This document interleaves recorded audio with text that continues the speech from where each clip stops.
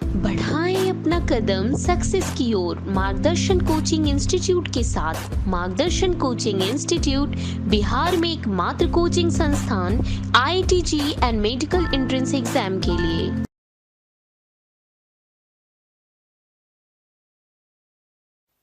Welcome बच्चों। तो आज की लेक्चर की शुरुआत हम लोग करेंगे सिज्विक रूल ऑफ मैक्सिमम कोवैलेंसी से। तो आइए देखते हैं सिज्विक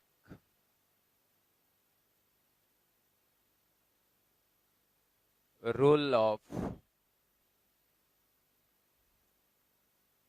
maximum covalency.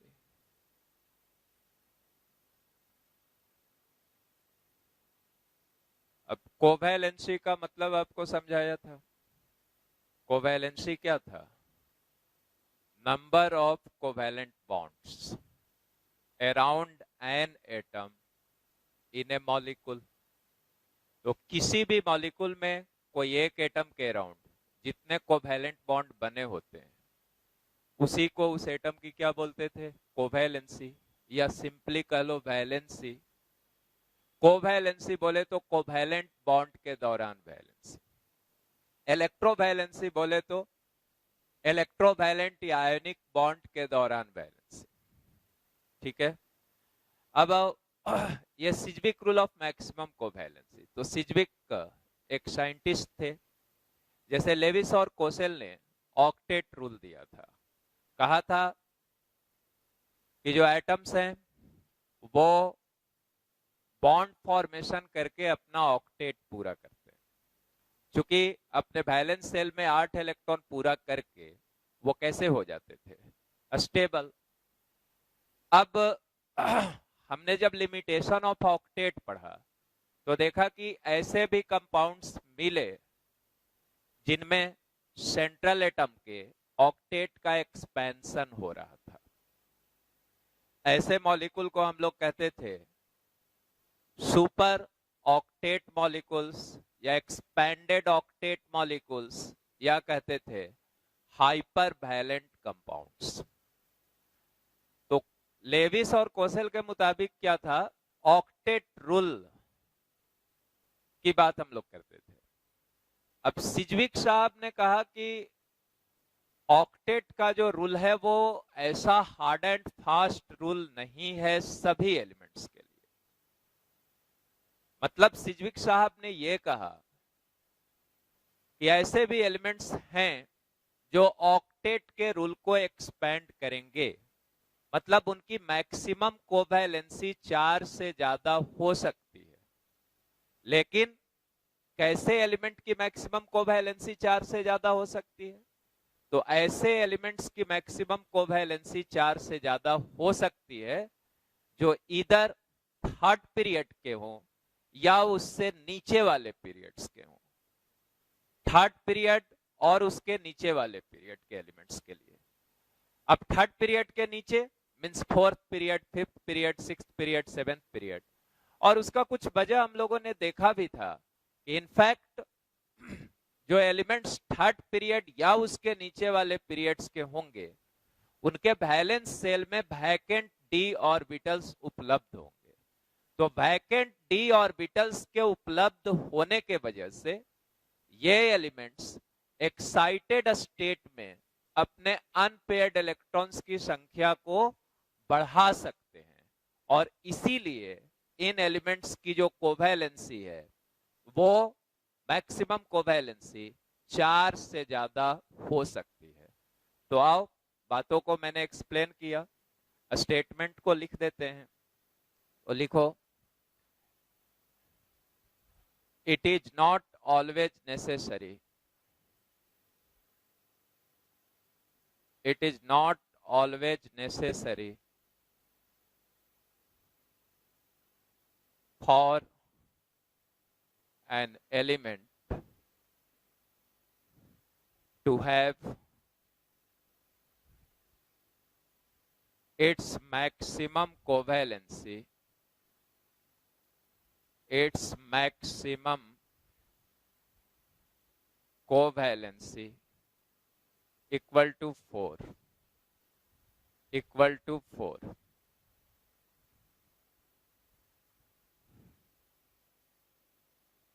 In fact,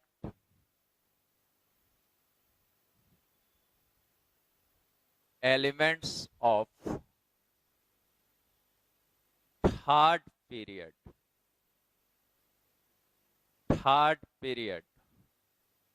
or below, third period or below can have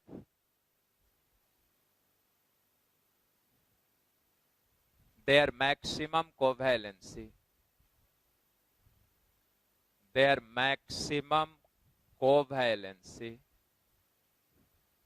greater than 4, greater than 4 due to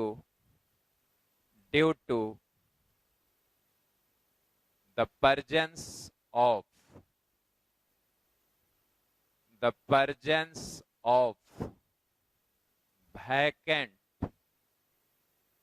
vacant d orbitals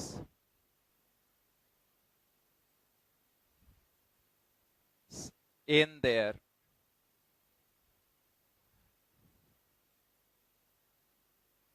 valence shell। Note करके भी एक बात लिख लो, फिर चर्चा कर लेंगे।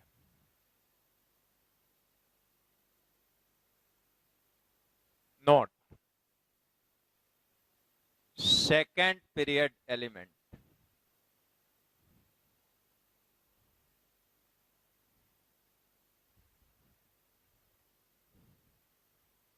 period elements cannot have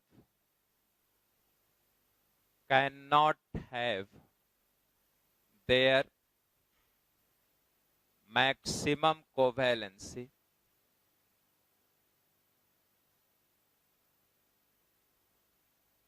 greater than 4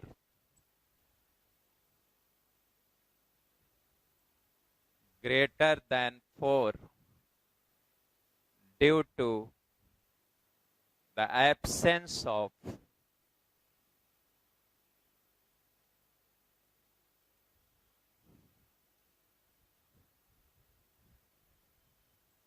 vacant d orbitals in their valence shell।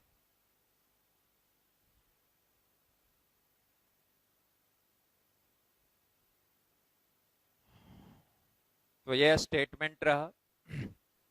अब अभी एक्सप्लेन किया था, फिर से थोड़ा एक्सप्लेन कर देते हैं और फिर एग्जांपल्स के थ्रू एक्सप्लेन करेंगे। तो देखो क्या लिखा मैंने यहां पे, लिखा it is always necessary, it is not always necessary, it is not always necessary for an element to have its maximum covalency equal to 4। मतलब हर एलिमेंट के लिए यह हमेशा जरूरी नहीं है कि उसकी मैक्सिमम कोवैलेंसी 4 ही हो। मैक्सिमम कोवैलेंसी 4 कहने का मतलब हुआ कि वो एलिमेंट हमेशा ज्यादा से ज्यादा 4 ही कोवैलेंट बॉन्ड बनाएगा, यह हमेशा जरूरी नहीं। किसी भी एलिमेंट के लिए यह हमेशा जरूरी नहीं है कि वो ज्यादा से ज्यादा 4 ही कोवैलेंट बॉन्ड बनाए। अब आओ यहां पे थोड़ा और चर्चा करते हैं। 4 कोवैलेंट बॉन्ड की ही बात क्यों किया? क्योंकि 4 कोवैलेंट बॉन्ड बना लेगा तो सर्टेनली उसका क्या कंप्लीट हो जाएगा? ऑक्टेट। बिकॉज एक कोवैलेंट बॉन्ड में 2 शेयर्ड इलेक्ट्रॉन हुए, तो 4 कोवैलेंट बॉन्ड कहने का मतलब 8 शेयर्ड इलेक्ट्रॉन हो गया। तो यही लिखा, it is not always necessary for an element to have its maximum covalency equal to 4। यह हमेशा जरूरी नहीं है कि कोई एलिमेंट अपना ऑक्टेट ही रख सकता है। लिखा कि in fact elements of third period or below means fourth, fifth, sixth period can have their maximum covalency greater than 4. मतलब ये कि थर्ड पीरियड या उसके नीचे वाले पीरियड के एलिमेंट्स अपने मैक्सिमम कोवैलेंसी 4 से ज्यादा रख सकते हैं। इसका मतलब कि ये एलिमेंट किसी कंपाउंड में 4 से ज्यादा कोवैलेंट बॉन्ड का फॉर्मेशन कर सकते हैं। अब है कि क्या होगा अगर 4 से ज्यादा कोवैलेंट बॉन्ड बनाएंगे? तो सपोज करो कि कोई एलिमेंट 5 कोवैलेंट बॉन्ड बनाता है किसी कंपाउंड में, तो किसी कंपाउंड में अगर 5 कोवैलेंट बॉन्ड बनाया तो एक कोवैलेंट बॉन्ड में कितने शेयर्ड इलेक्ट्रॉन थे? 2 थे। तो 5 कोवैलेंट बॉन्ड में शेयर्ड इलेक्ट्रॉन्स की संख्या कितनी हो गई? 10। वैसे ही कोई एलिमेंट अगर 6 कोवैलेंट बॉन्ड बनाया तो 6 कोवैलेंट बॉन्ड में शेयर्ड इलेक्ट्रॉन की संख्या 12 हो गई, तो उस एलिमेंट के वैलेंस शेल में 12 इलेक्ट्रॉन्स हो गए। वैसे ही अगर कोई एलिमेंट 7 कोवैलेंट बॉन्ड बनाया, किसी एलिमेंट की कोवैलेंसी कह दिए 7 है, मीन 7 कोवैलेंट बॉन्ड बनाया, और जब वो 7 कोवैलेंट बॉन्ड्स बनाया तो उसके वैलेंस शेल में इलेक्ट्रॉन की संख्या कितनी होगी? 14। तो कहने का मतलब कि अगर कोई एलिमेंट 4 से ज्यादा कोवैलेंट बॉन्ड बना रहा है, मीन्स उसके वैलेंस शेल में इलेक्ट्रॉन्स की संख्या 8 से ज्यादा होगी। तो सिज्विक साहब ने यही बतलाया कि ऐसा जरूरी नहीं है कि हमेशा सारे एलिमेंट ऑक्टेट रूल को फॉलो ही करें, हमेशा ऐसा जरूरी नहीं है। उन्होंने कहा कि ऐसे भी एलिमेंट्स होंगे जो ऑक्टेट को एक्सपेंड करेंगे, मींस उनकी मैक्सिमम कोवैलेंसी 4 से ज्यादा होगी।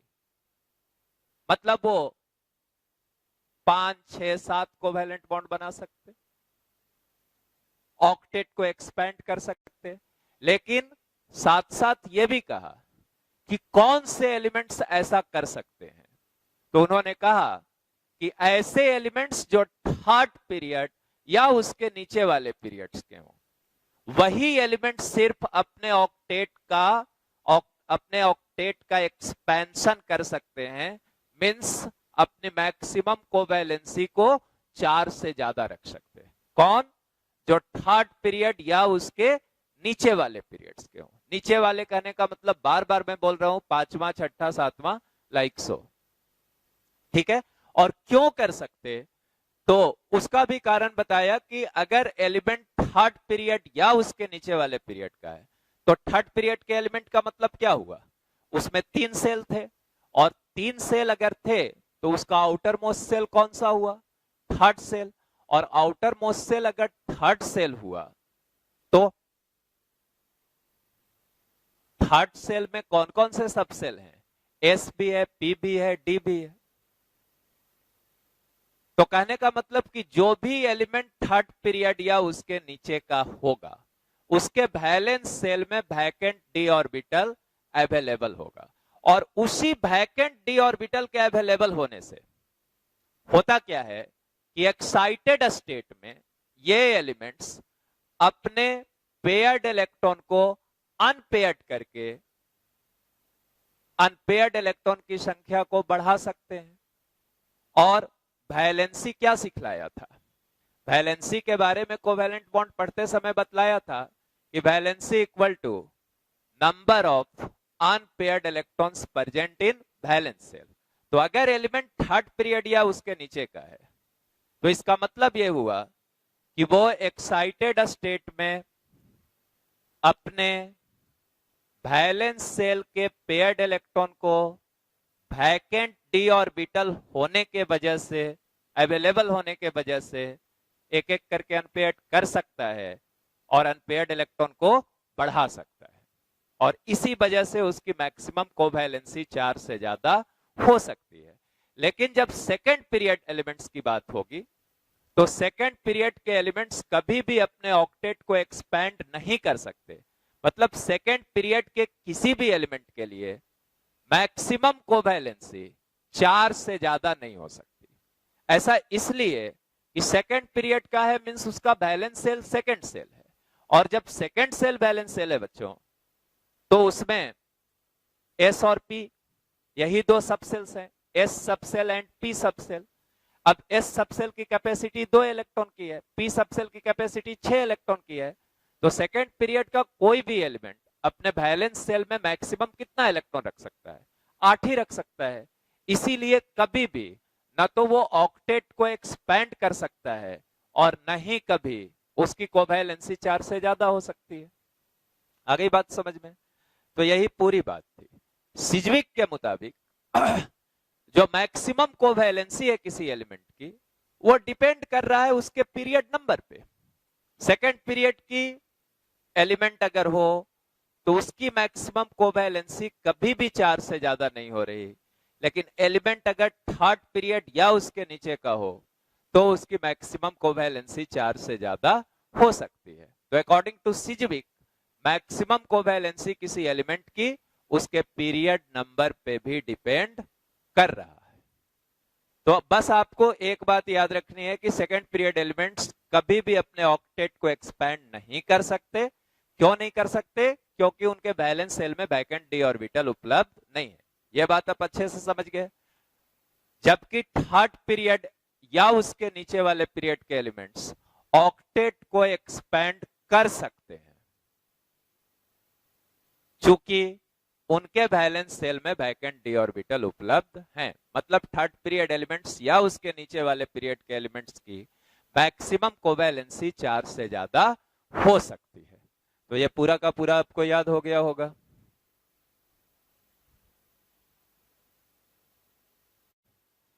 अब आओ कुछ एग्जाम्पल से देखते हैं। से सपोज करो मैंने यहां नाइट्रोजन लिखा, नाइट्रोजन एटॉमिक नंबर मालूम है 7, इसका बैलेंस सेल इसी लिख दिया, बॉक्स डायग्राम दिखा दे रहे हैं, ये 2s दिखाया, ये 2p दिखाया, 2s 2p। तो नाइट्रोजन का इसी क्या हुआ बोलो? 2s 2 2p 3। तो 2s में 2 है और 2p में 3 है। फुर्न्स रूल के अकॉर्डिंगली डिस्ट्रीब्यूट कर दिया 2p में, तीनों में एक एक अनपेयर्ड इलेक्ट्रॉन। ये इसका ग्राउंड स्टेट हुआ। ग्राउंड स्टेट को कई बार बोल चुके, लोअर एनर्जी स्टेट, जिसमें आप किसी एलिमेंट का इसी लिखते हैं वही उस एलिमेंट का ग्राउंड स्टेट कहलाएगा। तो अब यहां पे आपने क्या देखा? नाइट्रोजन के पास बैलेंस सेल में अनपेयर्ड इलेक्ट्रॉन्स कितने हैं? 3। तो यहां लिख दिया मैंने UE फॉर अनपेयर्ड इलेक्ट्रॉन्स। तो unpaired electrons UES unpaired electrons equal to 3। Therefore यहां पे लिख दिया कोवैलेंसी बोलो या वैलेंसी बोलो एक ही बात है, इक्वल टू 3। अब कोई बच्चा ऐसे सोचता कि नाइट्रोजन के 2s में जो इलेक्ट्रॉन पेयर्ड है, एक्साइटेड स्टेट में इसे हम अनपेयर्ड करें तो एक्साइटेड स्टेट में लाने के लिए एटम को बाहर से एनर्जी सप्लाई किया जाता है। जब बाहर से एनर्जी सप्लाई करते हैं तो वैलेंस सेल के पेयर्ड इलेक्ट्रॉन एक एक करके अनपेयर्ड होते हैं। तो अब 2s वाला अनपेयर्ड होने के लिए कहां पे आएगा? 2p में। तो 2s से तो अनपेयर्ड हो गया, लेकिन 2p में तीनों p ऑर्बिटल्स में px py और pz, 3 p ऑर्बिटल्स बोले तो यही ना हुए। p सबसेल में जो 3 ऑर्बिटल्स थे, एक px था, दूसरा py था और तीसरा pz था। तो यहां से अगर हम इसको एक्साइटेड स्टेट में लाते हैं तो यहां से अनपेयर्ड होके इन तीनों में से किसी एक के साथ आएगा वो इलेक्ट्रॉन, और तब इन तीनों में से जिसके साथ आएगा वो कैसा हो जाएगा? पेयर्ड। तो मान लो यहां आया तो ये तो पेयर्ड हो गया। तो अब भी इसके पास अनपेयर्ड इलेक्ट्रॉन कितना रहता है? यहां से एक यहां चला आया तो इसमें एक अनपेयर्ड, एक 2, एक 3। अब समझ गए कि इसको एक्साइटेड स्टेट में लाने पर भी आप नाइट्रोजन के अनपेयर्ड इलेक्ट्रॉन की संख्या को इंक्रीज नहीं कर सकते। इसीलिए नाइट्रोजन की कोवैलेंसी क्या हो गई? ऑलवेज 3। मतलब नाइट्रोजन का एक एटम हमेशा कितना कोवैलेंट बॉन्ड बनाएगा? 3 कोवैलेंट बॉन्ड। आ गई बात समझ में? अब आओ, इसी ग्रुप का दूसरा एलिमेंट ले लिया मैंने, फॉस्फोरस। तो आओ इसको देखें। फॉस्फोरस एटॉमिक नंबर कितनी हुई? 15। अब फॉस्फोरस की बैलेंस सेल इसी लिखो, तो 3s हो गया, 3s, 3p हो गया, 3d हो गया,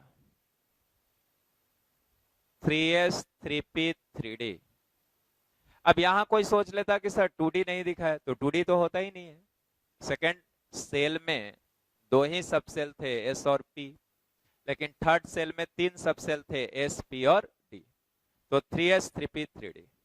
अब फॉस्फोरस की आउटर सेल इसी सोचो, तो क्या था? Neon, 3s2, 3p3। तो 3s2 लिख दिया, 3p3 लिख दिया। ये अपना क्या हुआ बच्चों? ग्राउंड स्टेट इसी। तो फॉस्फोरस की ग्राउंड स्टेट जीएस लिख दिया, ग्राउंड स्टेट के लिए इसी लिखा गया। अब आप देख सकते हो कि ग्राउंड स्टेट में इसके पास अनपेयर्ड इलेक्ट्रॉन की संख्या कितनी है? 3। तो अनपेयर्ड इलेक्ट्रॉन इक्वल्स टू 3।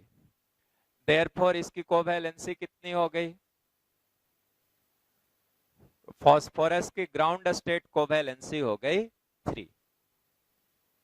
अब आओ, जब एक्साइटेड स्टेट में आओगे ES, तो क्या है? 3s वाला पेयर्ड इलेक्ट्रॉन अनपेयर्ड होगा। कहां अनपेयर्ड होगा? 3d में आके। तो एक्साइटेड स्टेट का हमने अरेंजमेंट को ऐसे दिखाया, ये 3s में एक रहा, 3p में 3 हो गया,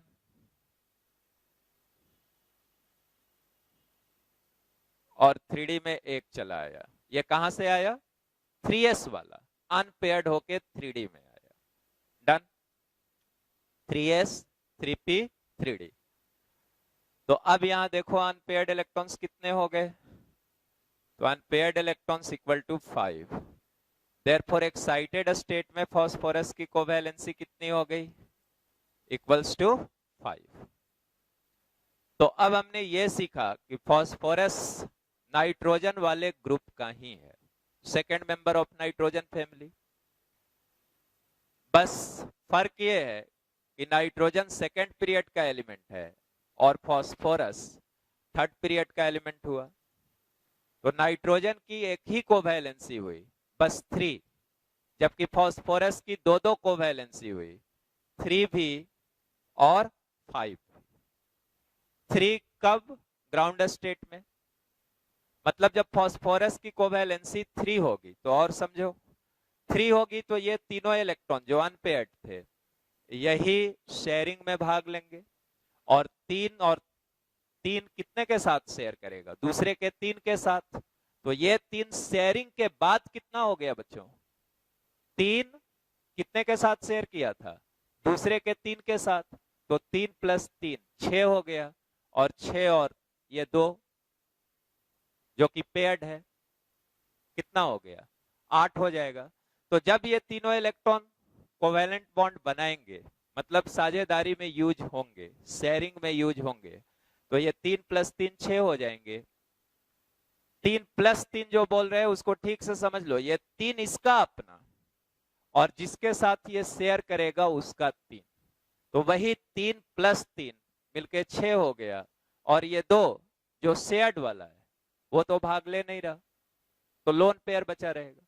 तो 6 + 2 क्या हो जाएगा? 8। ऑक्टेट पूरा हो गया। अब यहां पांचों अनपेयर्ड हो गए एक्साइटेड स्टेट में, तो ये पांचों बॉन्ड बनाएगा, पांचों शेयरिंग में भाग लेगा, और ये 5 दूसरे के कितने के साथ शेयर करेगा? 5 के साथ। तो 5 + 5 बोलो कितना हो गया? 10। मतलब फॉस्फोरस की कोवैलेंसी जब 5 होगी तो ऑक्टेट एक्सपैंड होगा, जैसा कि हमने PCl 5 में देखा था। तो सिजविक ने कहा कि यह गलत नहीं है, फॉस्फोरस एक्साइटेड स्टेट में अपने ऑक्टेट को एक्सपैंड कर सकता है। डन। अब आओ, एक एग्जांपल लिया मैंने यहां पे, ऑक्सीजन एटॉमिक नंबर 8 हुई, ग्राउंड स्टेट इसी लिखा, तो 2s2 2p4,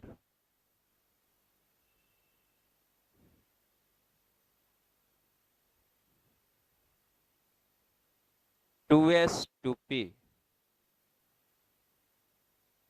2s2 2p4 हो गया। तो देखो ऑक्सीजन के ग्राउंड स्टेट में अनपेयर्ड इलेक्ट्रॉन्स कितने हैं, तो अनपेयर्ड इलेक्ट्रॉन्स इक्वल टू 2, और जब दो अनपेयर्ड इलेक्ट्रॉन्स हो गए तो इसकी कोवैलेंसी कितनी हो गई, कोवैलेंसी इक्वल्स टू 2। तो ऑक्सीजन की कोवैलेंसी 2 आई। अब देखो कि 2 कोवैलेंसी का मतलब ऑक्सीजन का एक एटम 2 कोवैलेंट बॉन्ड बनाएगा। अब बच्चे में जैसे क्लास 8 में आप याद करते होंगे कि ऑक्सीजन की वैलेंसी 2 होती है। क्यों 2 होती है, उसका रीजन आप आज यहां आके समझे कि ऑक्सीजन के वैलेंस सेल में चूंकि 2 ही अनपेयर्ड इलेक्ट्रॉन है, इसीलिए इसकी कोवैलेंसी 2 होती है। और इसको फर्दर समझना चाहते तो ऐसे सोचो कि ये जो 2 है वो दूसरे के कितने इलेक्ट्रॉन के साथ शेयरिंग करेगा। अपना 2 ऑक्सीजन लगाएगा शेयरिंग में तो दूसरे का भी 2 मिलेगा उसे, नहीं तो 2 और 2 शेयरिंग के बाद कितना हो जाएगा 4। और ये कैसा है पेयर्ड, ये कैसा है पेयर्ड, तो ये तो बॉन्ड बनाने में भाग लेगा नहीं, ये बचा रहेगा लोन पेयर के फॉर्म में। तो ये शेयर करके 4 हो गया था, ये 2 6 और ये 2 8। तो ऑक्सीजन का एक एटम जब 2 कोवैलेंट बॉन्ड बनाएगा तो उसकी ऑक्टेट भी पूरी हो जाएगी। और इसीलिए तो कहते थे कि ऑक्सीजन की जो वैलेंसी होती है वो कितनी होती 2। अब समझ गया होगा। अब आओ इसी ग्रुप का दूसरा एलिमेंट लेता हूं सल्फर। तो सल्फर की एटॉमिक नंबर कितनी है 16। अब इसका कॉन्फ़िगरेशन लिखोगे इसी, तो नियॉन होगा 3s2 3p4। तो लिखो 3s 3p, 3d भी है सल्फर के पास, क्योंकि थर्ड पीरियड का है तो 3d ऑर्बिटल्स अवेलेबल हैं, लेकिन कैसे हैं वैकेंट है। तो अब यहां लिख दो 3s, ये लिख दो 3p। 3s में इलेक्ट्रॉन तुम्हारे पास 2 था, 3p में 4 इलेक्ट्रॉन्स थे, 3p में 4 इलेक्ट्रॉन्स दिखा दो। ये सल्फर का ग्राउंड स्टेट इसी हुआ बच्चों, ग्राउंड स्टेट। तुम देख सकते हो यहां अनपेयर्ड इलेक्ट्रॉन्स कितने हैं 2। तो जब यहां अनपेयर्ड इलेक्ट्रॉन्स 2 हैं तो इसकी कोवैलेंसी कितनी हो गई, कोवैलेंसी इक्वल्स टू 2। तो जैसा ऑक्सीजन का था वैसा ही सल्फर का भी ग्राउंड स्टेट कोवैलेंसी 2 हुई। और 2 इलेक्ट्रॉन ये शेयरिंग करेगा तो शेयरिंग करके 2 + 2 4, 2 6 और 2 8। मतलब ये दोनों बॉन्ड बनाएगा, ये एक लोन पेयर, ये दूसरा लोन पेयर। तो ग्राउंड स्टेट में सल्फर जब बॉन्ड बनाएगा तो ऑक्टेट पूरा करेगा। अब देखो चूंकि यहां वैकेंट डी है, ये किसको दिखाए हो 3d को। अब जब एक्साइटेड स्टेट में सल्फर आएगा तो एक्साइटेड स्टेट में क्या होता, वैलेंस सेल के पेयर्ड इलेक्ट्रॉन एक एक करके अनपेयर्ड होंगे। तो पहले ये सोचो कि सल्फर के पास कहां कहां पेयर्ड इलेक्ट्रॉन है, 3s में भी है और 3p में भी है, दिखा तुम्हें। तो अब पहली सवाल यह है कि पहले कहां से अनपेयर्ड होगा, 3s से अनपेयर्ड होगा या 3p से अनपेयर्ड होगा, और अनपेयर्ड होके जाएगा कहां, कहां अनपेयर्ड होने के लिए जाएगा, तो 3s से भी 3d में ही जाएगा और 3p से भी 3d में भी 3d में ही आएगा। ठीक है। अब कोई कहता कि ऑक्सीजन में क्यों नहीं पेयर्ड इलेक्ट्रॉन को अनपेयर्ड किए, तो यहां कहते कि देखो ऑक्सीजन में पेयर्ड तो है 2s और 2p दोनों जगह, लेकिन ऑक्सीजन के पास वैकेंट ऑर्बिटल वैलेंस सेल में अवेलेबल नहीं है। सो ये एक्साइटेड स्टेट में ये पेयर्ड इलेक्ट्रॉन अनपेयर्ड नहीं हो सकता। ठीक है। तो इसीलिए ऑक्सीजन की कोवैलेंसी हमेशा कितनी रहेगी 2 ही रहेगी। बट सल्फर की एक्साइटेड स्टेट में लाएंगे तो पेयर्ड इलेक्ट्रॉन को अनपेयर्ड करने के लिए 3d ऑर्बिटल यहां अवेलेबल है और इसीलिए इसकी कोवैलेंसी 2 के अलावा कुछ और भी होगी। अब हम लोग इस चर्चा पे आ पहुंचे थे कि पहले कहां से अनपेयर्ड होगा, 3s से या 3p से। तो पहले ये तय कर लिए कि अनपेयर्ड होने के लिए जा कहां रहा, 3p से भी 3d में ही आएगा और 3s से भी 3d में ही आएगा। अब ये सोचो कि एनर्जी गैप कहां कम है, तो तुम्हें पहले एनर्जी ऑर्डर इनका मालूम है, 3s less than 3p less than 3d। 3d की एनर्जी सबसे ज्यादा और 3s की एनर्जी सबसे कम। तो अब सोचो कि 3s से 3d का एनर्जी डिफरेंस कम है या 3p से 3d का एनर्जी डिफरेंस कम है। तो सर्टेनली 3p से 3d की एनर्जी डिफरेंस कम है। तो जब 3s से 3d की एनर्जी डिफरेंस ज्यादा है और 3p से 3d की एनर्जी डिफरेंस कम है, तो पहले कहां वाला अनपेयर्ड होगा, कम एनर्जी देने पे कौन अनपेयर्ड हो जाएगा, 3s वाला 3d में जाएगा या 3p वाला 3d में जाएगा। तो सर्टेनली तुम आंसर करोगे कि 3p वाला, क्योंकि यहां जो डिफरेंस है एनर्जी का वो 3s 3d के डिफरेंस के रिस्पेक्ट में कम है। तो पहले यहां से अनपेयर्ड होगा, इसको कहेंगे फर्स्ट एक्साइटेड स्टेट। तो आओ यहां लिखें first ES for excited state. तो 3s वाला तो पेयर्ड ही रहा, 3p वाला पहले अनपेयर्ड हुआ और अनपेयर्ड होके 3p से एक चला आया 3d में, यहां दिखा दो। और अभी देखो अनपेयर्ड इलेक्ट्रॉन इसके पास कितने हो गए बच्चों, 4। तो यहां लिख भी दो अनपेयर्ड इलेक्ट्रॉन्स इक्वल्स टू 4। और जब अनपेयर्ड इलेक्ट्रॉन्स 4 हो गया तो कोवैलेंसी फर्स्ट एक्साइटेड स्टेट में सल्फर की कितनी हो गई, 4। और समझो कोवैलेंसी 4 का मतलब फर्स्ट एक्साइटेड स्टेट में सल्फर का एक एटम 4 कोवैलेंट बॉन्ड बनाएगा। अब 4 कोवैलेंट बॉन्ड बनाएगा मतलब ये अपने इन 4 अनपेयर्ड इलेक्ट्रॉन को शेयर करेगा। तो आफ्टर शेयरिंग ये 4 और 4 कितने हो गए, 8, और ये 2 बचा हुआ, तो 8 और 2 10 इलेक्ट्रॉन वैलेंस सेल में हो जाएंगे। समझ गया होगा। तो हमने ये समझा कि सल्फर की कोवैलेंसी जब 4 होगी तो पहली बात कि वो फर्स्ट एक्साइटेड स्टेट में होगी और उस वक्त इसके ऑक्टेट का एक्सपेंशन हो चुका होगा। मतलब जब सल्फर की कोवैलेंसी 4 होगी तो सल्फर के आउटर मोस्ट सेल में इलेक्ट्रॉन्स की संख्या 10 हो जाएगी, राइट। अब आओ, अभी भी यहां 3s में इलेक्ट्रॉन पेयर्ड है और 3d अभी भी खाली है, तो सेकेंड एक्साइटेड स्टेट में आएगा सेकेंड ES, और सेकेंड ES में 3s से 3d में अनपेयर्ड हुआ, तो ये 3s, ये 3p,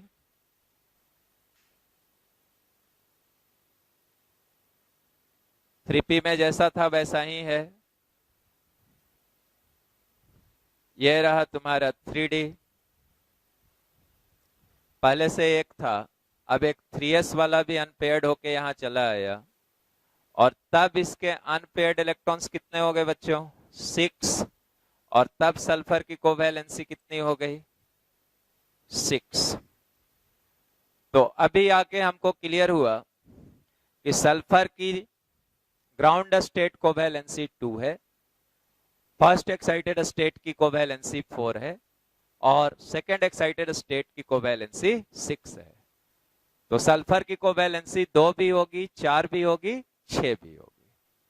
जब 2 होगी तो सल्फर अपना ऑक्टेट पूरा करेगा, जब 4 और 6 होगी तो सल्फर ऑक्टेट को एक्सपैंड करेगा। 4 रहने पे 10 इलेक्ट्रॉन्स होगा वैलेंस सेल में, और जब ये सभी 6 शेयरिंग करेंगे, सभी 6 अनपेयर्ड हो गए, ये सभी शेयरिंग करेंगे, तो 6 + 6 12 इलेक्ट्रॉन्स हो जाएंगे। आ गई बात समझ में। तो ऑक्सीजन सल्फर दोनों सेम ग्रुप का है, ऑक्सीजन की कोवैलेंसी हमेशा 2, लेकिन सल्फर की कोवैलेंसी 2 भी, 4 भी, 6 भी। जब 2 होगा तो ऑक्टेट पूरा करेगा, जब 4 और 6 होगा तो ऑक्टेट को एक्सपेंड करेगा। राइट?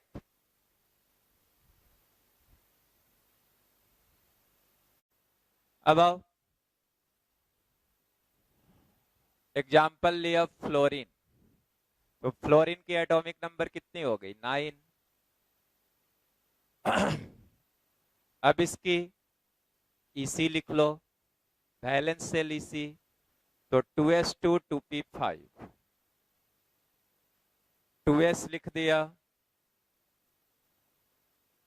2p लिख दिया,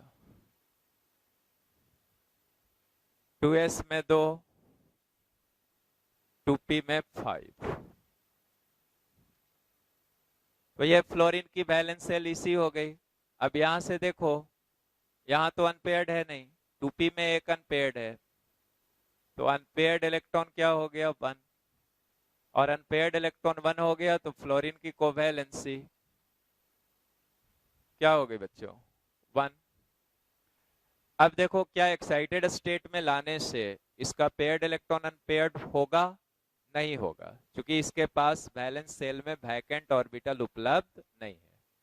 तो फ्लोरीन चाहे किसी के साथ भी कंपाउंड बनाए, इसकी कोवैलेंसी या यूं बोलो वैलेंसी हमेशा क्या होगी? 1। मतलब फ्लोरीन का एक एटम एक ही कोवैलेंट बॉन्ड का फॉर्मेशन करेगा, चाहे वो किसी भी एलिमेंट के साथ कंपाउंड फॉर्मेशन करता हो। ठीक है? इसीलिए तो पढ़े थे कि फ्लोरीन को कभी भी आप सेंट्रल एटम नहीं ले सकते, क्योंकि इसकी कोवैलेंसी हमेशा कितनी होगी? 1। और कोवैलेंसी 1 होने से ये एक से ज्यादा एटम के साथ लिंक्ड नहीं हो सकता, जबकि जिसे सेंट्रल एटम होना है that has to be linked with more than one atoms। तो इसीलिए फ्लोरीन कभी भी सेंट्रल एटम नहीं हो सकता। अब यहां से देखो बच्चों, अगर एक इलेक्ट्रॉन जो अनपेयर्ड था ये शेयर हो गया, बॉन्ड बना लिया, तो बॉन्ड बना के ये कितना हो गया? 2। 1 अपना, दूसरे के साथ शेयरिंग किया 1 का, तो 1 + 1 2, 2 के बाद ये 2 4, 2 6 और 2 8। एक बॉन्ड बना करके इसकी ऑक्टेट पूरी हो गई। अब आओ, इसी ग्रुप का दूसरा एलिमेंट लिया, क्लोरीन, एटॉमिक नंबर 17, इसका आउटर सेल इसी सोचो, और नियॉन हुआ 3s2 3p5, तो 3s2 3p5,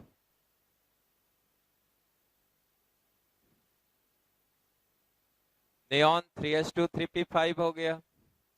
यहां 3d भी है, वैकेंट है, तो 3d को दिखा लो, 3s 3p 3d, डन। अब देखो, ये ग्राउंड स्टेट इसी लिखे हो, GS लिख दिया, ground state. Unpaired electron ground state में कितना हुआ? 1। तो चूंकि ग्राउंड स्टेट में इसका अनपेयर्ड इलेक्ट्रॉन 1 है, इसलिए क्लोरीन की ग्राउंड स्टेट कोवैलेंसी 1 हुई। और जब कोवैलेंसी 1 हुई तो इसका ऑक्टेट पूरा होगा।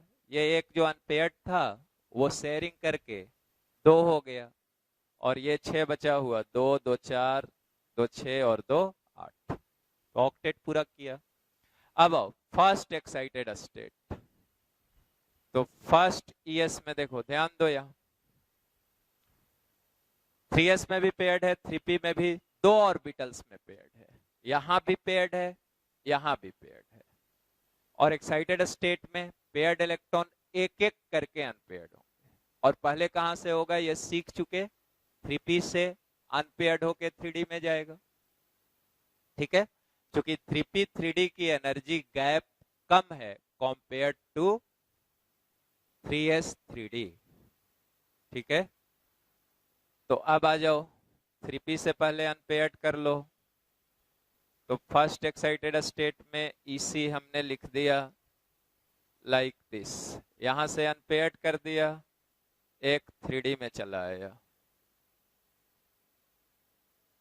तो अभी देखो अनपेयर्ड इलेक्ट्रॉन्स कितने हो गए बच्चों? 3। तो लिख दिया यहां अनपेयर्ड इलेक्ट्रॉन्स इक्वल टू 3। तो क्लोरीन की एक और कोवैलेंसी मिली आपको 3। अब आओ second excited state, second yes, ये रहा 3s, फिर 3p से अनपेयर्ड किया,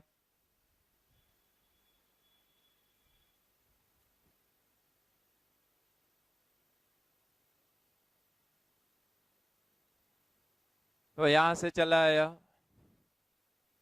अनपेयर्ड इलेक्ट्रॉन्स इक्वल टू 5, तो कोवैलेंसी हो गई 5। अबाउट थर्ड एक्साइटेड स्टेट,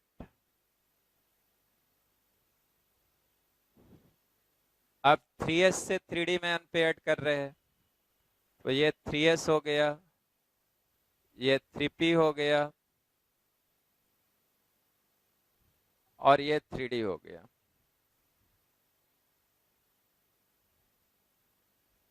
तो अब देख लो अनपेयर्ड इलेक्ट्रॉन्स कितने हो गए, 1 + 3 4, 4 + 3 7, तो अनपेयर्ड इलेक्ट्रॉन्स इक्वल टू 7। तो कोवैलेंसी कितनी हो गई 7, COV कोवैलेंसी, COV डॉट। तो क्लोरीन की कोवैलेंसी क्या क्या देखा हम लोगों ने, ग्राउंड स्टेट कोवैलेंसी 1 जिसमें ये ऑक्टेट कंप्लीट करेगा, एक्साइटेड स्टेट में कोवैलेंसी 3 भी, 5 भी, 7 भी, ठीक है। और जब कोवैलेंसी क्लोरीन की 3, 5, 7 होगी तो ऑक्टेट को एक्सपैंड करेगा। नाउ इसी ग्रुप का नेक्स्ट एलिमेंट लो, ब्रोमीन आया। अब जैसे क्लोरीन का इसी लिखा था ग्राउंड स्टेट इसी, तो 3s2 3p5 लिखा था। जब ब्रोमीन का लिखेगा तो क्लोरीन के जस्ट नीचे ब्रोमीन है, तो उसमें क्या हो जाएगा 4s2 4p5, 4d वैकेंट रहेगा। समझ रहा मेरी बात, ब्रोमीन के बारे में बोल रहे हैं, तो ब्रोमीन की इसी लिखेगा तो आउटर सेल इसी होगा 4s2 4p5, 4d वैकेंट रहेगा। तो सारा कुछ तो वैसा ही हो गया जैसा क्लोरीन का है, मतलब ब्रोमीन की भी कोवैलेंसी क्या क्या होगी 1, 3, 5 एंड 7। सिमिलरली इसको लिख लेंगे हम लोग थोड़ी देर में। सिमिलरली अगर हम आयोडीन की बात करेंगे तो आयोडीन ब्रोमीन के जस्ट नीचे होगा, तो आयोडीन की वैलेंस सेल इसी क्या हो जाएगी, ब्रोमीन की क्या हुई थी 4s2 4p5, आयोडीन की हो गई 5s2 5p5, 5p5, और 5d कैसा हो गया वैकेंट। तो 5s2 5p5 है, तो फिर तो ये इसी के जैसा हो गया, एक अनपेयर्ड इलेक्ट्रॉन है ग्राउंड स्टेट में, तो आयोडीन की भी कोवैलेंसी क्या क्या हो गई 1, 3, 5 एंड 7। तो अब यहाँ पे ब्रोमीन क्लोरीन का भी लिख देते हैं, ब्रोमीन की कोवैलेंसी हुई 1, 3, 5, 7, इनको ऐसे अंडरलाइन कर दिया। मतलब ये जो कोवैलेंसीज हैं वो कब हैं एक्साइटेड स्टेट में, ग्राउंड स्टेट कोवैलेंसी 1। अब आयोडीन आओ, तो आयोडीन की भी कोवैलेंसी क्या हो गया 1, 3, 5, 7। तो आप ये कह लो कि क्लोरीन ब्रोमीन आयोडीन इन तीनों की कोवैलेंसी ग्राउंड स्टेट में 1 और एक्साइटेड स्टेट में 3 भी, 5 भी और 7 भी। तो तुम्हें पहले स्कूल केमिस्ट्री में याद करते होगे कि फ्लोरीन क्लोरीन ब्रोमीन आयोडीन इनकी कोवैलेंसी 1 होती है, क्योंकि वहां सिर्फ ऑक्टेट रूल को कंसीडर किया जाता था। इसीलिए फ्लोरीन क्लोरीन ब्रोमीन और आयोडीन सबकी कोवैलेंसी सिर्फ क्या कही जाती थी 1। अब हम लोग जाने सिज्विक रूल, जिसमें सीखे कि ऑक्टेट एक्सपेंड कर सकता है provided element is of third period और बिलो। तो वैसे में क्लोरीन ब्रोमीन आयोडीन की कोवैलेंसी 3, 5, 7 भी होगी, ठीक है, जबकि फ्लोरीन की कोवैलेंसी हमेशा हमेशा क्या रहेगी 1। तो अब देखो कोई भी नाइट्रोजन का तुम देखा, ऑक्सीजन का देखा, फ्लोरीन का देखा। अब कार्बन का पहले बताया ही था कि कार्बन की वैलेंसी 4, और कार्बन ग्राउंड स्टेट में बॉन्ड फॉर्मेशन नहीं करेगा, कब करेगा? एक्साइटेड स्टेट में। फिर से देख लो, इतनी बड़ी बात नहीं है। जैसे ये कार्बन है, 2s हुआ, 2p हुआ, 2s2 2p2 था, ये ग्राउंड स्टेट कॉन्फ़िगरेशन लिख दिए, ग्राउंड स्टेट, तो 2s2 2p2। अनपेयर्ड इलेक्ट्रॉन कितने हो गए? 2। अब लिखने की जरूरत नहीं है। अगर ये 2 शेयरिंग कर लेता तो 2 शेयरिंग करके कितने में बदलता? 4 में, और 2 बचा हुआ था लोन पेयर। ये अनशेयर्ड इलेक्ट्रॉन। जो पेयर्ड इलेक्ट्रॉन है वो बॉन्ड बनाने में भाग नहीं लिए, तो 2 2 4 प्लस 2 6, ऑक्टेट पूरा नहीं होता। इसीलिए कार्बन ग्राउंड स्टेट में बॉन्ड फॉर्मेशन नहीं करता है।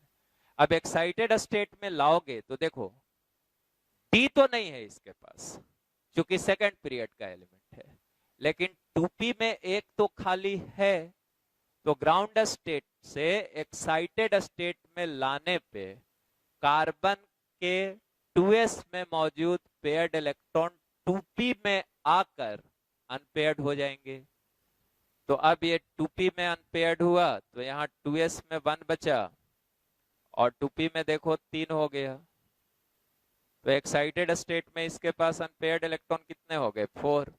और इसीलिए कार्बन की जो कोवैलेंसी हुई वो क्या हो गई? 4। और आप बोलते हो कि कार्बन जो बॉन्ड फॉर्मेशन करेगा वो किस स्टेट में करेगा? एक्साइटेड स्टेट में, और इसकी कोवैलेंसी हमेशा क्या होगी? 4। अब थोड़ा बोरॉन पे भी चर्चा कर लो।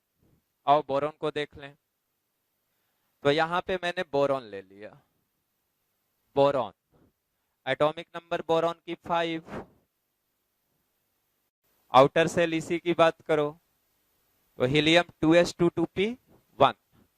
तो इसका इसी लिख लो बॉक्स डायग्राम बना के। अब तुम्हें खुद दिखना चाहिए, यह भी सेकंड पीरियड का एलिमेंट था, 2s में 2 था, 2p में 1 था। अब तुम्हें खुद बताना है, तुम्हें याद नहीं है कि बोरॉन की वैलेंसी क्या होती है, तुम्हें खुद बताना है कि बोरॉन की वैलेंसी क्या होगी।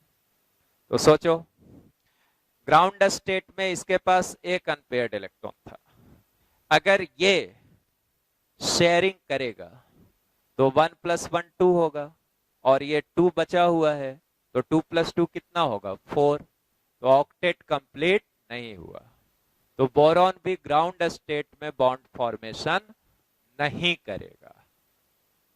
क्या सीखे?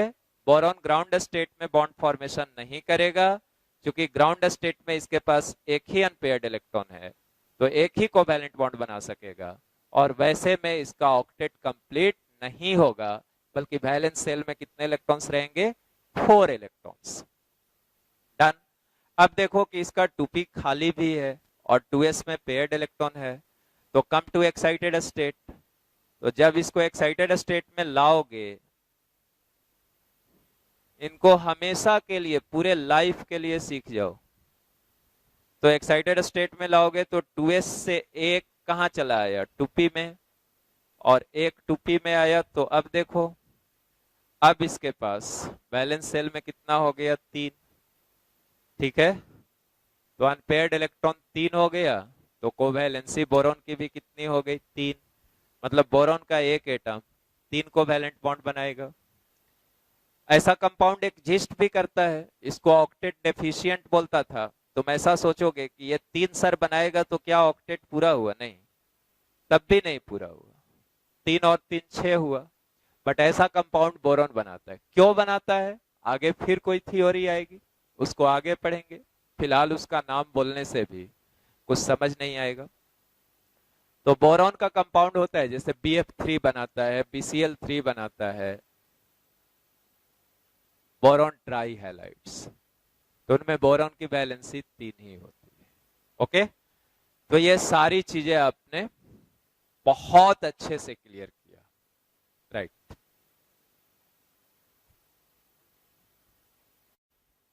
अब आओ, देखो, compounds containing both ionic and covalent bonds.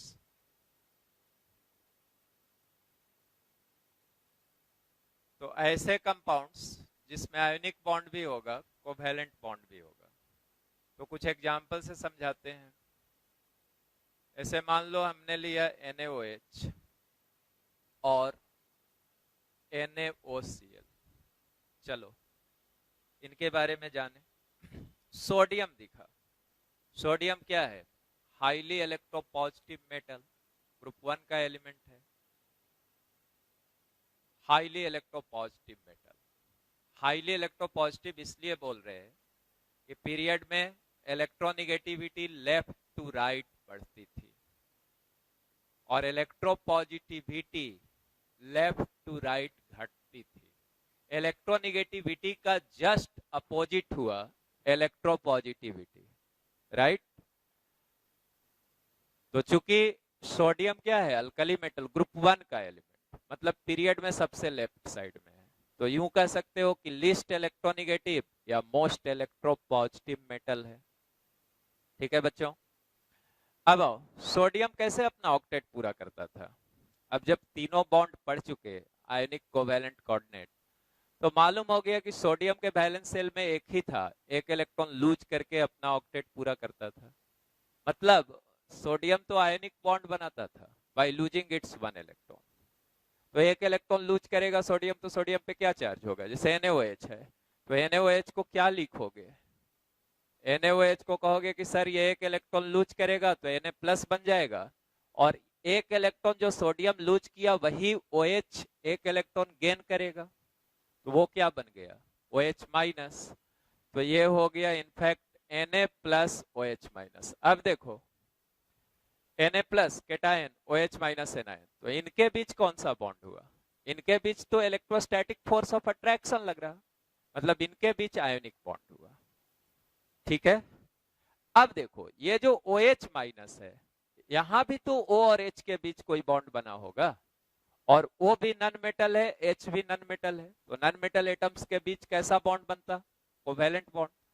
तो आयनिक बॉन्ड तो दिखा दिया, अब इनके बीच कोवैलेंट बॉन्ड दिखा दो। तो उसके लिए देखो, ये तुम्हारा O पे माइनस है, ये H है।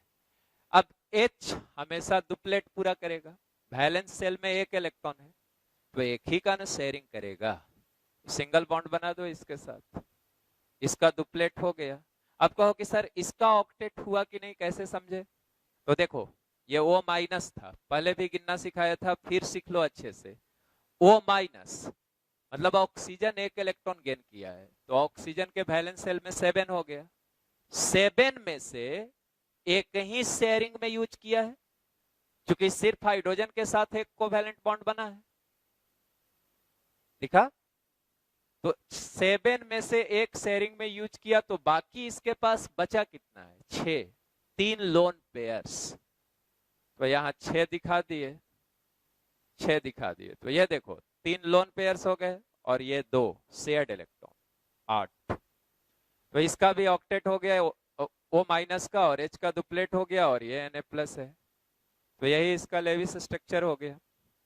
अब तुमको ये दिखने लगा, हाँ तुम चाहो तो इसको बॉक्स में रख सकते हो, और यहाँ एक इलेक्ट्रॉन ये गेन किया है, तो उस गेन करने वाले इलेक्ट्रॉन को क्रॉस से दिखा दिया। डॉट से भी दिखाओगे कोई दिक्कत नहीं, जरूरी नहीं कि क्रॉस दें, इसको ऐसे रख दो। तो इसके बीच क्या था? Na प्लस और OH माइनस के बीच आयोनिक बॉन्ड, और O और H के बीच क्या है? Covalent bond. तो ये ऐसा कंपाउंड हुआ जिसमें आयोनिक बॉन्ड भी है और कोवैलेंट बॉन्ड भी है। वैसे ही NaOCl है, तो NaOCl को लो, Na plus OCl minus, OCl minus, इनके बीच तो आयोनिक बॉन्ड हो गया, केटायन एनायन। अब है कि OCl माइनस में बॉन्डिंग दिखानी है तुम्हें, लेविस स्ट्रक्चर इसका बनाना है। तो O पे माइनस है, और सराउंडिंग में क्या हो गया तेरा? Cl। अब क्लोरीन का वैलेंस इलेक्ट्रॉन सोचो, 7, और सराउंडिंग एटम हमेशा अपना ऑक्टेट पूरा करेगा, तो 7 था, 8 से 1 कम है क्लोरीन के पास, तो एक शेयर कर लिया, किसके साथ? ऑक्सीजन के साथ। 7 में से एक शेयर किया, तो बचा कितना बच्चों? 6। हो गया। क्लोरीन का ऑक्टेट भी दिखने लगा, 2 2 4 2 6 और 2 से ऐड वाला 8। यहाँ O माइनस अभी तो दिखाया था कि O माइनस को कितना हो गया 7, क्योंकि ऑक्सीजन का अपना 6, एक माइनस मतलब एक गेन किया है। और गेन कहां से किया, वही जो Na एक लूज किया था। तो अब यहाँ 7 था, एक बॉन्ड बना है तो 6 यहाँ भी बचा हुआ है। डॉट से भी दिखा सकते हो, या एक गेन किया है उसको क्रॉस में लिख दे रहा हूं। अब यही दिखा दो Na प्लस OCl माइनस, तो यही तेरा हो गया NaOCl, आयोनिक बॉन्ड और यहाँ कोवेलेंट बॉन्ड O और Cl के बीच। डन। अब चले आओ, मैंने लिख दिया KCN। अब KCN को हम लोग क्या लिखोगे, पोटेशियम भी सोडियम जैसा ग्रुप 1 का एलिमेंट है, तो ग्रुप 1 का एलिमेंट है तो K प्लस Cn माइनस। अब इसका तो ऑक्टेट पूरा हो गया, 2 8 8 1, बैलेंस सेल में एक था, एक लूज कर दिया, ऑक्टेट कंप्लीट। अब रहा कि Cn माइनस के बीच, C और N दोनों नन मेटल्स, तो इनके बीच ये तो है कि नन मेटल है तो कोवेलेंट बॉन्ड है। अब कैसा कोवेलेंट बॉन्ड है, तो ये लिख लेते हैं, पता चल जाएगा Cn, C पे माइनस है। यही नाइट्रोजन तेरा सराउंडिंग एटम है। नाइट्रोजन के वैलेंस सेल में कितने इलेक्ट्रॉन्स 5, ऑक्टेट से कितना कम 3, तो 5 में से कितने को शेयर करेगा 3। और सीख भी चुके, आज भी सिखाया आज की लेक्चर में भी कि नाइट्रोजन की कोवैलेंसी 3, और 3 इसीलिए क्योंकि 3 ही अनपेयर्ड था वैलेंस सेल में, और वो 3 शेयर करने से ऑक्टेट पूरा हो जाता है। तो यहाँ 3 शेयर किया, ये ट्रिपल कोवैलेंट बॉन्ड बना दो। अब नाइट्रोजन पे देखो कि 5 में से शेयर कितना किया है 3, तो 3 शेयर किया तो बचा कितना 2, तो एक लोन पेयर दिखा दो नाइट्रोजन पे, 2 डॉट दिखा दिया, मींस 1 लोन पेयर। अब चले आओ C माइनस है, तो कार्बन के वैलेंस इलेक्ट्रॉन 5, C माइनस है तो 5, सॉरी कार्बन के वैलेंस इलेक्ट्रॉन 4, माइनस है, एक माइनस आया तो 4 और 1 कितने हो गए 5। 5 में से शेयरिंग में कितना यूज कर चुका 3, तो बच कितना गया 2, और चूंकि एक माइनस दिया है तो मैं एक इलेक्ट्रॉन गेन किया है, उसके लिए क्रॉस दिखा दिया, एक डॉट और एक क्रॉस। तो ये दो मतलब ये लोन पेयर प्लस ये 3 बॉन्ड का 6 शेयर्ड इलेक्ट्रॉन, तो 6 प्लस 2 8, ऑक्टेट पूरा हो गया इसका। तो ये K प्लस हो गया, ये Cn माइनस, इसके बीच आयोनिक बॉन्ड और C और N के बीच कोवेलेंट बॉन्ड। एक एग्जांपल ले लो CaC2, CaC2। अब इसको कोशिश तो तुम्हें खुद करनी चाहिए कि खुद बनाए, खैर नहीं बनाओगे तो मैं बना रहा हूं। कैल्शियम है, वैलेंस सेल इसी देखो, आर्गन 4s2, तो वैलेंस सेल में कितना इलेक्ट्रॉन 2 लूज करके अपना ऑक्टेट पूरा करेगा। तो Ca पे क्या चार्ज चला है Ca प्लस 2, और ये 2 था C2 था, मतलब 2 कार्बन थे, तो C2 पे कितना चार्ज आया 2 माइनस। अब Ca प्लस 2 और C2 2 माइनस के बीच आयोनिक बॉन्ड हो गया। अब C2 के बीच सोचना है, 2 कार्बन से, तो 2 कार्बन के बीच बॉन्ड दिखाना है, ये कार्बन दिखा दिया। माइनस कितना है 2, तो दोनों पे एक एक माइनस दे दिया, दोनों पे एक एक माइनस दे दिया, C माइनस C माइनस। अब C का वैलेंस इलेक्ट्रॉन 4 होता है, C माइनस है तो एक इलेक्ट्रॉन गेन किया, 5 हो गया, मतलब यहां भी 5 वैलेंस इलेक्ट्रॉन, यहां भी 5 वैलेंस इलेक्ट्रॉन, ऑक्टेट से कितना कम 3, तो 3 कम है, 3 का शेयरिंग कर लिया, ट्रिपल कोवैलेंट बॉन्ड नहीं। अब ऑक्टेट पूरा, 5 में से 3 शेयरिंग किया तो बच कितना गया बच्चों 2, खैर डॉट ही दे देते हैं, तो 2 डॉट दे दिया। यहां भी कितना बच गया 2, ये लोन पेयर बचा हुआ है। अब दिखने भी लगा तुमको कि 2 और 6 से 8, 2 और 6 से 8, ऑक्टेट इन दोनों का पूरा हो गया।